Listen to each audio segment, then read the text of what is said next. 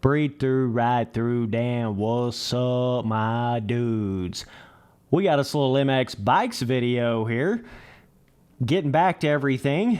Don't make too much fun of my gameplay here. I've literally not touched this game in 2 months. It's the first day back on it, so we're a little squirrely. We're a little all over the place, but we held it together here. So this track is one of the, what you would call like replica series RF type style tracks for MX bikes. This is made by a guy named Nico Moak, I think is the name. I don't even know how to say it. But this is the ARL series. Dude, these names, I swear, like, oh my God. But anyways, this is probably one of the closest things you're going to find to like that RF. I think they did actually run a esports series within these tracks made by this guy. So I at least had to come in here and check this out and do a little review on it here. So yeah, it's kind of fallen down that same bizarre thing that I can't figure out with MX bikes. I don't know what it is about the track designs, but I swear to God, 90% of the tracks in this game are 1-to-1 scaling or smaller scaling. I don't know why that's the case. I don't know what the deal is with that, but there's some tracks that aren't like that. Like the Hill Valley track. There's a couple of motocross tracks that aren't really like that. The Ball Hall Brawl's not really like that. You know, the jumps are a little bit bigger. But I swear, dude, like just about every other track just seems so much more like shorter distance from what you think it would be in a game. You know, it's like they really, if you've ever noticed on MX bikes, if you've played like MX Sim and stuff like that, MX bikes, you can tell the scaling is a lot smaller as far as the lanes, the lane distance, because all of your jump landings are a lot more like peaked out and narrowed. You know, you got to be a lot more precise with where you're landing because of the way the jumps are designed, because of how small the scaling is on a bunch of the custom tracks on MX bikes. And this track definitely still falls in that same exact category. It is no bigger than 1-to-1 scaling, which, as you guys know, I've always talked about that with MX Sim. I always think things need to be at least like 1.5-to-1 or like something like that scaling, you know, 1.3-to-1. You never want to make something exact scaling to what it is in real life, because a game plays a little bit different than the way real life motocross works, to say the least. So, you know, whenever you make a 1-to-1 scaling track, it's basically like you're saying that the game is exactly 100% like real life. That's what you're saying by making a 1-to-1 scaling replica track, and it's just not. But it's not to say this track is not fun, because it is. It's got some nice rhythms on it. It's got some skill gap on it. It's got some cool stuff. I feel like the width of the track is actually pretty good on this track.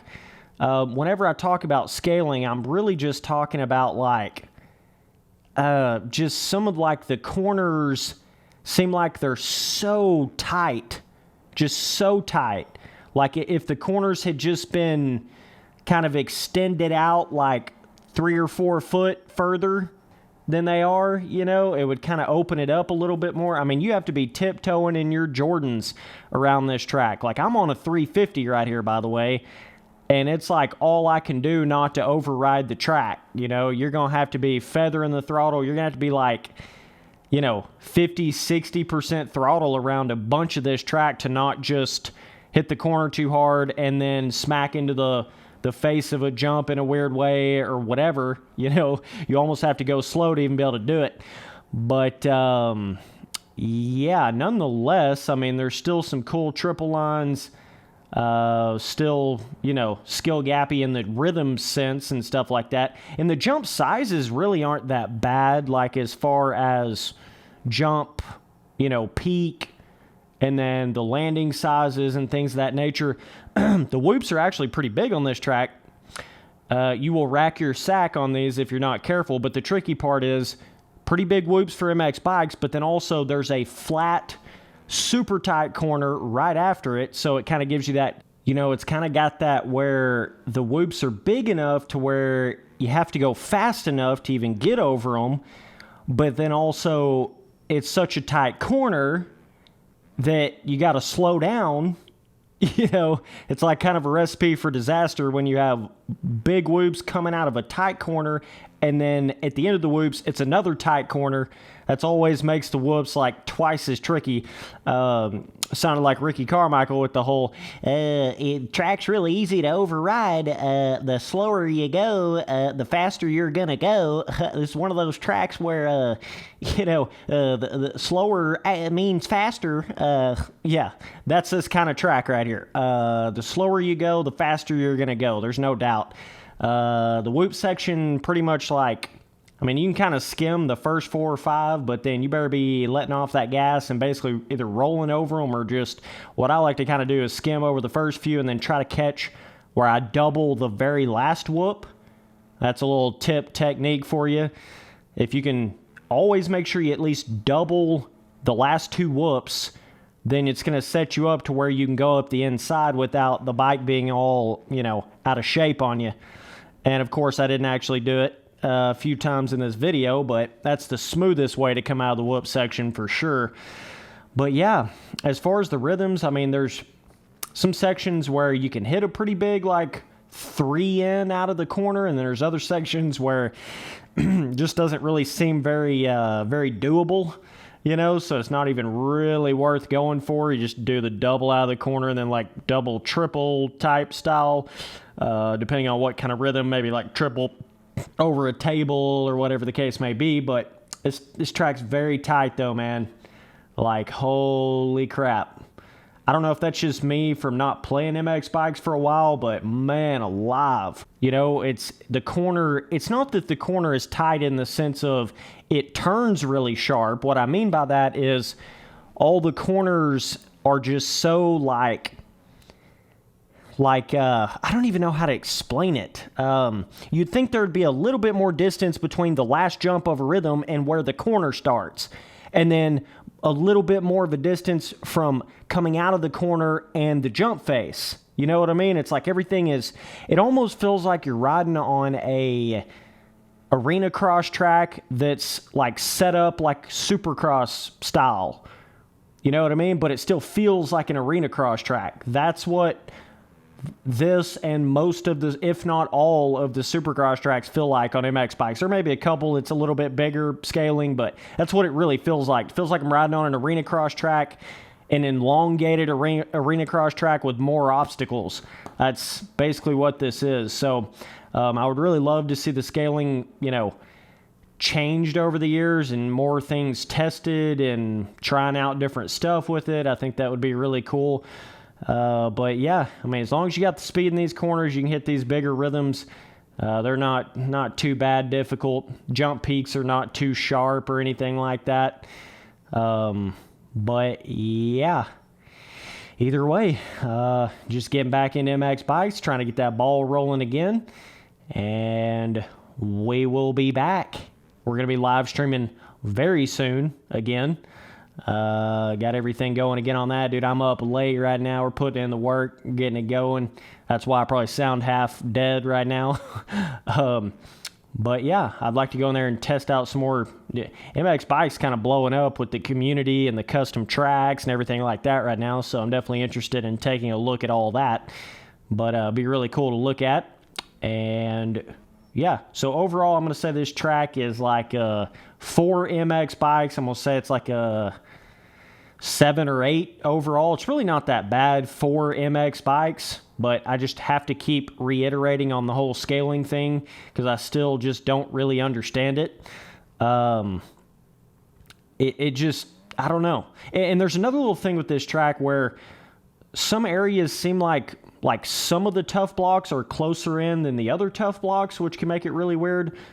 When you're trying to jump after the finish line, the tough blocks seem closer to the track than the tough blocks in that next corner. So sometimes you can think you're not going to hit a tough block when you come over a jump, and then all of a sudden you're like, what the hell is those tough blocks doing closer to the track? So that's a little bit, this track can almost annoy you a little bit with like how tight it is and everything. Especially if you're just getting back into the game like I am. It kind of, I mean, it don't take that long to get used to it, but it's kind of just like, okay, I got to like retrain my brain to be real easy on this throttle, you know, real easy on it, and just being like very mellow. This is not one of those tracks you can be, you know, wide open and then slamming on the brakes and then, or sliding the ass end around. It's like you got to be smooth and you got to be slow, and that's really the only way you're going to get around this track very fast. So yeah, overall, yeah, about a 7 or an 8. And I would say difficulty is probably medium. I mean, yeah, the whoops, it's probably one of the hardest whoop sections I've hit in this game, not only for the size of them, but for both the corner before and after being so tight. It basically doubles the skill gap of them. So this track, at least, you know, of all things, it does have skill gap, which is a lot of times what small scaling tracks are missing. So I was happy to see that. But and it's okay to have smaller scaling tracks or one-to-one scaling tracks every once in a while. That's fine. But, you know, with how many of them there are in the game now, it's starting to get to that point where I'm like, good God almighty, like how many of these tracks are going to be made like this? Because I think what happens is a lot of the track makers get in there, certainly when they're making replica tracks, the first thing they think of is like, let's try to make it as one-to-one scaling to the bike. You know, that's where they start, but then they don't realize it's a game and it's not real life, and you really have to open up the track a little more for it to flow with the gameplay of the game better. It's the same way on MX Simulator. It's the exact same way. But it just seems like there is so many tracks like that on MX bikes. So we'll see. I may eventually get into the track editor of this game. That'd be kind of fun. Definitely let me know down in the comments if you guys think I should do that. I would be making some epic-ass space jump to the moon tracks and shit. But, yeah, Doug. So, either way, man, appreciate all the support. And keep this ball rolling. Keep it going. Later, dudes.